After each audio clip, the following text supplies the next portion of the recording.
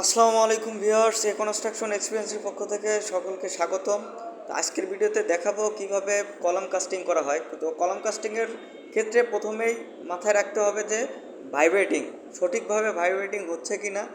ভাইব্রেটিংয়ের nozzle অবশ্যই ভার্টিক্যালভাবে প্রবেশ করাতে হবে, এক জায়গায় একাধিকবার ভাইব্রেটিং করা উচিত নয়, এদিকটা খেয়াল রাখতে হবে। এবং এক জায়গায় 30 সেকেন্ডের বেশি ভাইব্রেটিংয়ের নজেল রাখা উচিত নয়। এই দিকগুলো খেয়াল না করলে কংক্রিটের সেগ্রিগেশন হয়, ব্লিডিং হয়।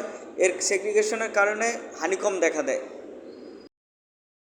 অলরেডি কলাম ঢালাই শেষের পথে। কলাম ঢালাই ঢালাইয়ের সারফেস কীরকম আসছে সেটা দেখাবো। তো আপনারা দেখতে পাচ্ছেন যে ঢালাইয়ের সারফেস অনেক ভালো আসছে, মসৃণ আসছে, হানিকম আসে নাই, আলহামদুলিল্লাহ। তো আরেকটা বিষয় হচ্ছে, শাটারিংয়ে যদি কোনো ধরনের সমস্যা না থাকে, শাটারিং যদি জং না থাকে, সেক্ষেত্রে ঢালাইও ভালো আসবে, ঢালাইয়ের সারফেস সুন্দর আসবে।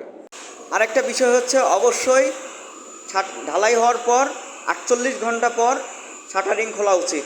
এই দিকটা অবশ্যই ভালোভাবে খেয়াল রাখবেন।